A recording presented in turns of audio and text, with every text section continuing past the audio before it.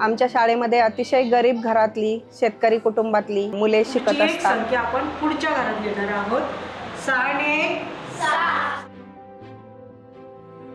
आणि आज giving for good या फाउंडेशनच्या वतीने आमच्या शाळेतील मुलांसाठी स्कूल बॅग तसेच इतर स्टेशनरी साहित्यांचं वाटप करण्यात आलं।